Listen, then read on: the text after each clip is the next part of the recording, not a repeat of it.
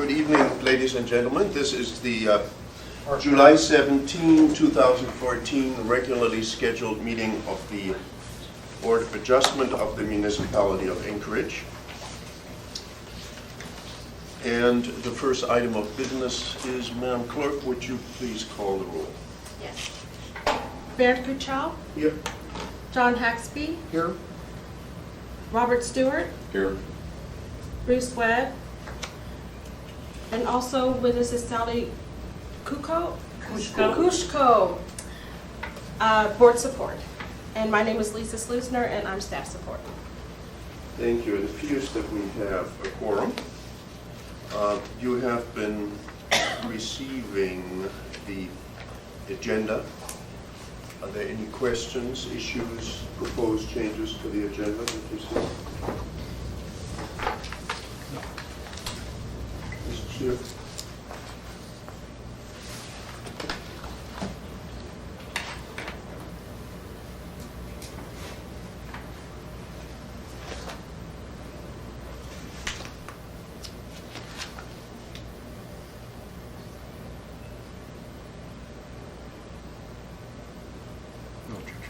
Okay, seeing no changes, we will follow the agenda. There is also attached, and you received today, the minutes of the regular meeting, and we need to review those. And I know Mr. Haxby wasn't here, so it doesn't really affect him, but Mr. Stewart and I were present. So if you would review that, please, Mr. Stewart, and see if this comports with your understanding of what the two of us did in March for a few minutes.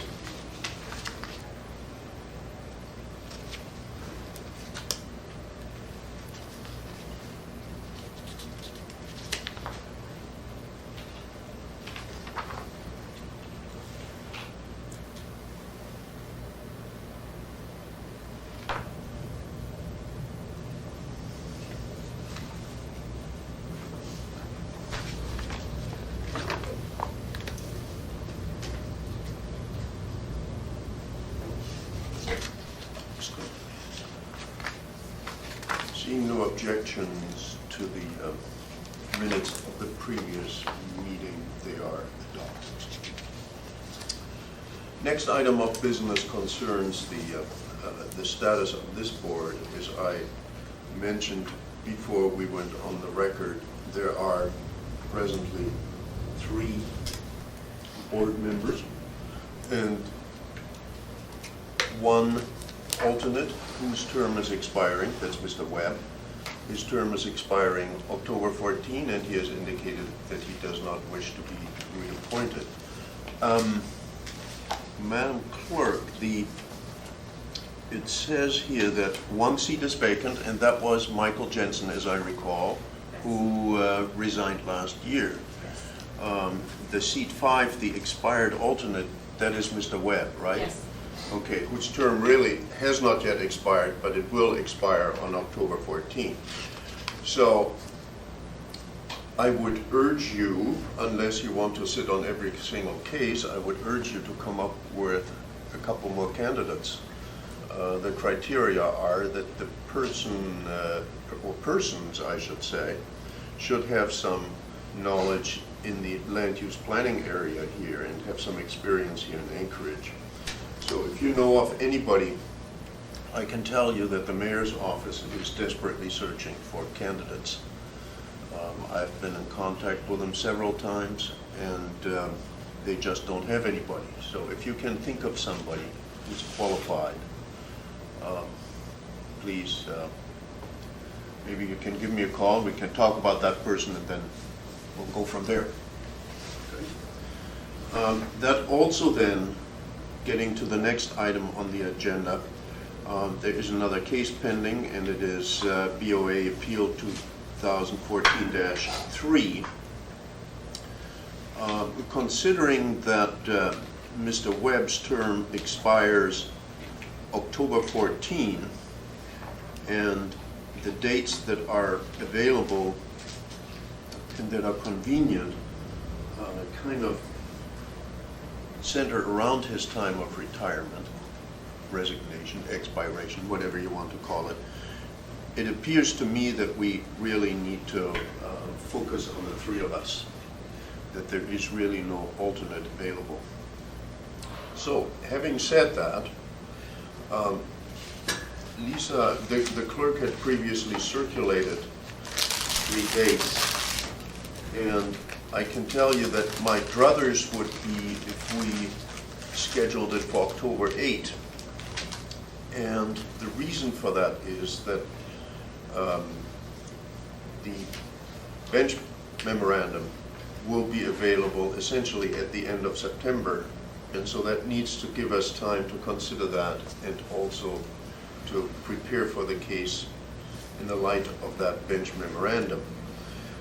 If we were to hold that meeting on the 1st or the 2nd of October, I don't think that would give us enough time.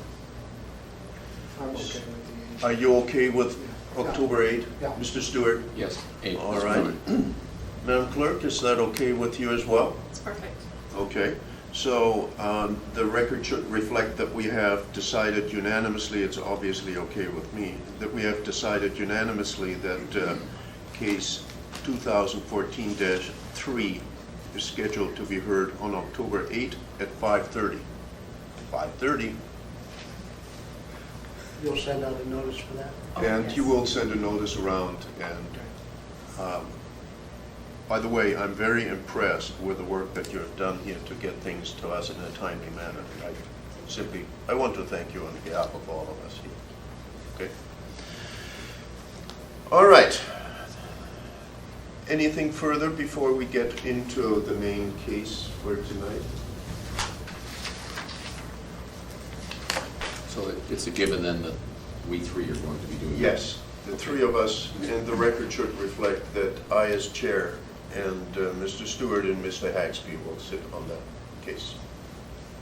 Just one point of order. Yes. Just to make you aware, Mr. McNamara and I had previously been in contact, not regarding this case, but he previously did an adjustment on a building for an insurance adjuster that insured our building. Just to point out a potential conflict of interest, I don't think it presents any conflict to me with respect to this case, but you should know by the name. Help me out, I don't have the ordinance in front of me here that relates to conflicts of interest, but I think it has to do primarily with financial conflicts. But he was an adjuster that adjusted to He was not, you did not receive any compensation from him. not from him directly, but he represented an insurance company that insured our facility. Okay. And he went through, did an evaluation of it, and made a recommendation to the insurance company. The insurance company paid us. And when did this happen? 3 months ago, maybe 4 months ago, 2, 3, 4 months ago, I guess.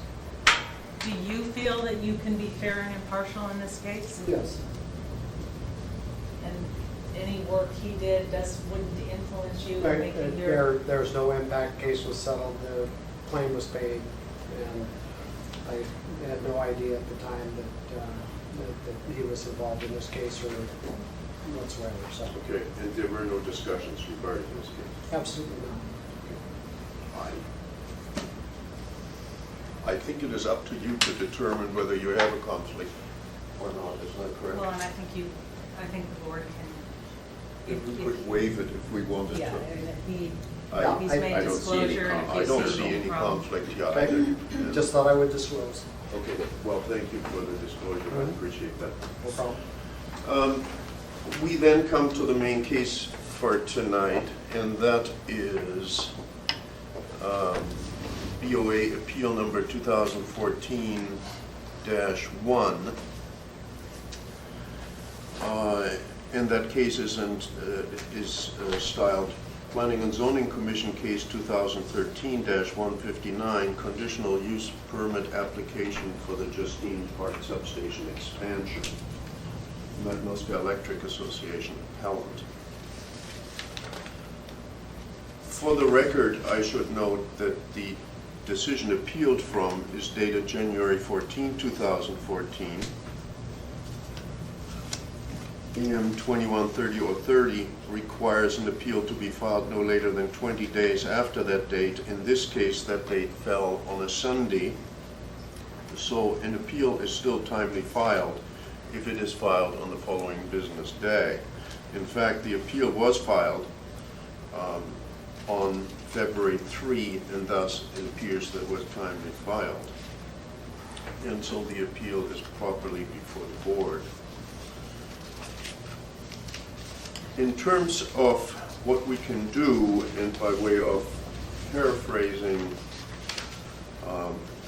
not trying to give an interpretation, but simply paraphrasing, I should note for the record that this board may affirm or reverse the decision of the Planning and Zoning Commission in whole or in part, or may remand any portion of the decision back to P&Z. The board may substitute its independent judgment for that of P&Z, but shall otherwise defer to P&Z regarding disputed issues of findings of fact.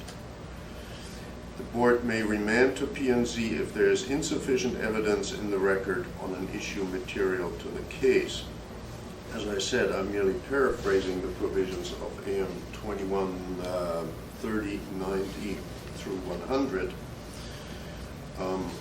Our decision can be appealed, whatever we decide tonight, unless it's remanded, can be appealed as provided in AM 2130-95. Having said that, I hope all of you have reviewed the bench memorandum that Ms. Cusco has prepared. And I have not. Oh dear. I have not reviewed the bench memorandum. I have reviewed all of the appellants and all the briefs.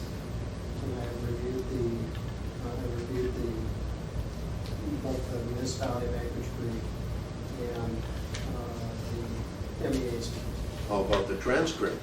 And I have reviewed the transcript, but I have not reviewed if there's another memorandum that she's prepared. Well, it was sent to you by email. I have not reviewed that. Oh, boy. Well, as far as I'm concerned, that is not a fatal flaw. It is just that that's, the purpose of the bench memorandum is to give us an Do you have a copy understanding. of that? Yes, I'm going to get you a copy. Yeah, I have not reviewed that, but I have reviewed all the other documents. Would you like to take 10 minutes to review that? Sure, that'd be great. Okay, so we will go off record for 10 minutes, then Mr. Haxby can review.